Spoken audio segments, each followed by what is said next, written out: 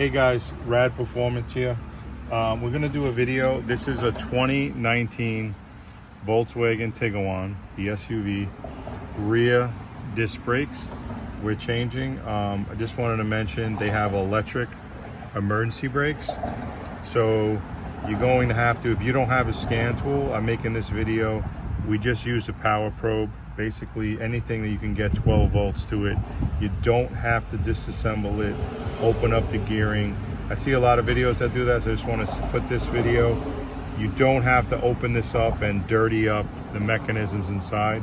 Everything will stay sealed. You just put 12 volts, and 12 volts will make the e-brake go on. You reverse the polarity, it'll make the e-brake go back in. Real simple. Even if you don't have a power probe, you can use wire jumpers if you want, as long as you have a 12 volt source. But the power probe is, any other one is cheap enough, a lot cheaper than getting a scan tool that can do this via the scan tool with the maintenance application. So 2019 Equinox, first thing is obviously the wheel is off. You have two bolts here and you have a retaining clip. So the bolts are behind these little plastic plugs.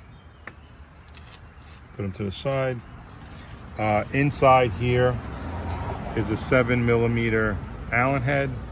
The bottom one is no problem at all. The top one, loving Volkswagen and not wanting anyone to work on their cars, they stuck the hose right in front of it, so there'll be some acrobatics that you'll have to do, but it does come off. So we're just gonna crack it loose.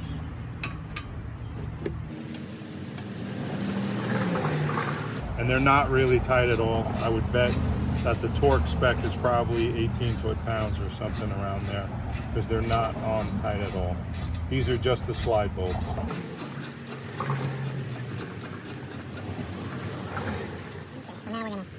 So take your socket. I found the best way, just take the socket, try to fit it in. Take a short extension. You have to do it in steps because you won't be able to get the socket to seat. And then you gotta get the extension to go in. Okay, and now we can get the ratchet head in, just to crack this loose.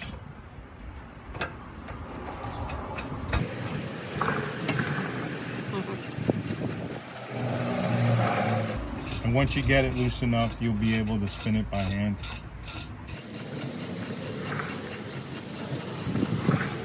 And then just take out your ratchet head before it gets stuck in on the A-arm in the back. Okay. So now we'll spin this guy by hand to make sure he's all the way out. Okay, so he's out now.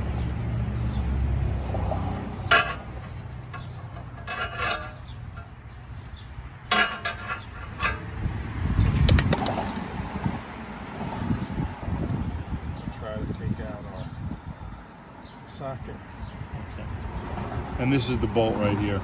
So I'll put it back and I'll put some high temp ceramic grease on the slide pins. It won't hurt. So when you're putting it back, everything will move freely. And then we'll do the rest on the bottom.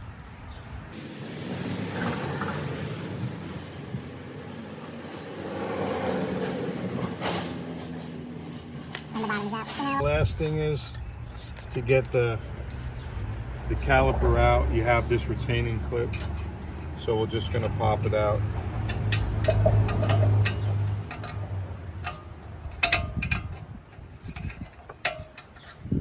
There it goes.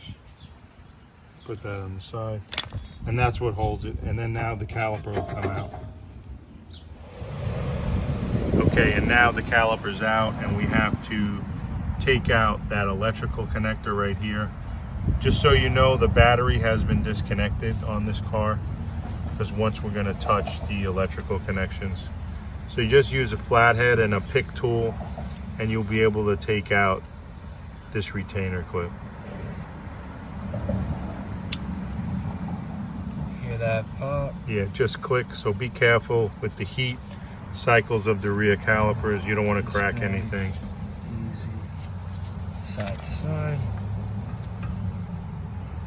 Light shimmy. Side to side. Yeah.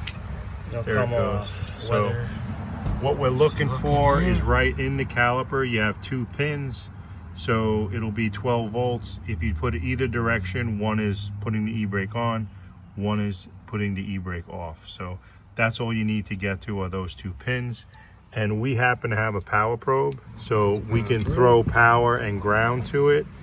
You could use it theoretically with some wire and some clips. The power probe does make this job easier.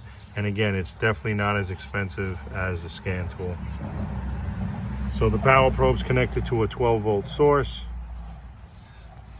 And you'll know when you connect it, either the piston moves forward and then you're going in the wrong direction, and you want to hear the motor spinning, so it's going backwards. It will not retract. You'll just hear it spinning. And once it's done spinning, the noise will change. And then you just take your ordinary caliper tool and compress the piston. But you have to do the electrical first. Otherwise, you'll break the peg inside.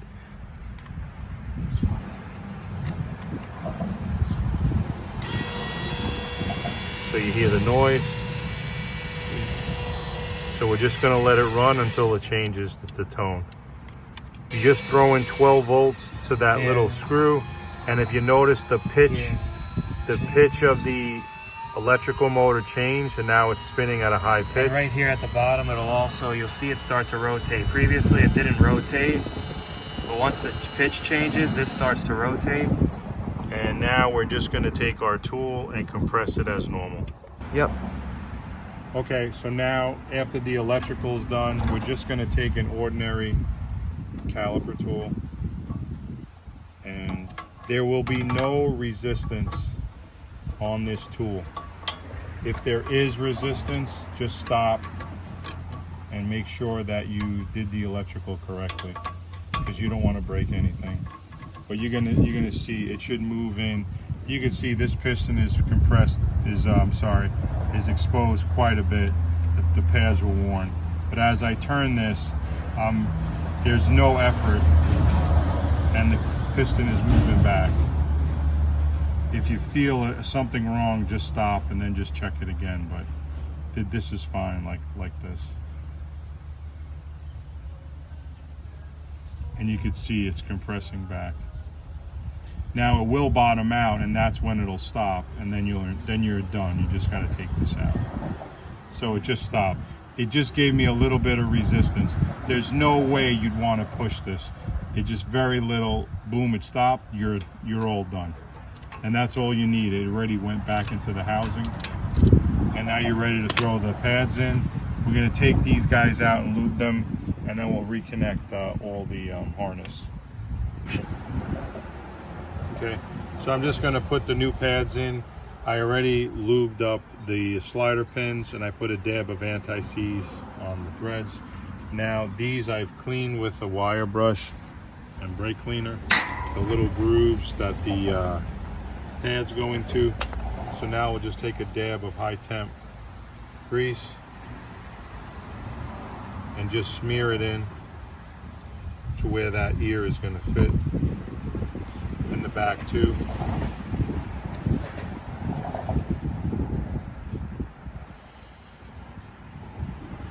This just prevents squeaks and uneven wear, so it's always a good idea to actually do it. Again, on the Tiguan, the spring-loaded pad goes in the back, and they literally fit right in those grooves right there. Nice and easy. Don't put your greasy hands on the face of the pad. If it does, just take brake cleaner and clean it very well.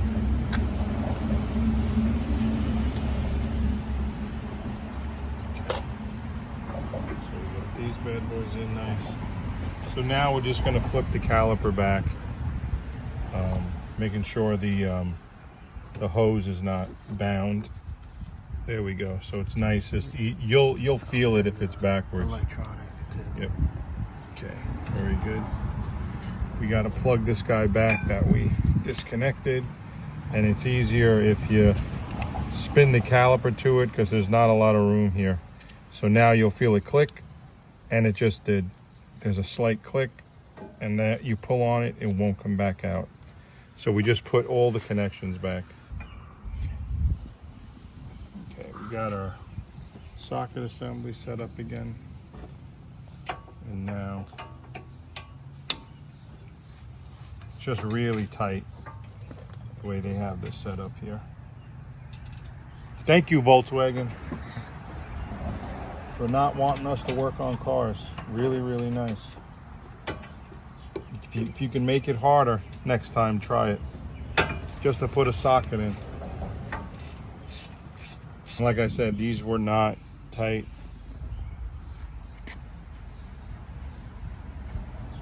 And just disassemble it the same way.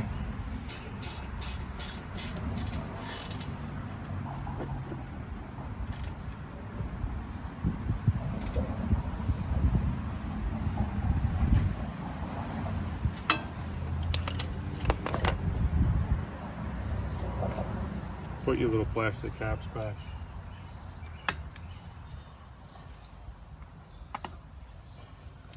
And the most important will be this clip, because that's technically what holds it all in. Just align the holes again.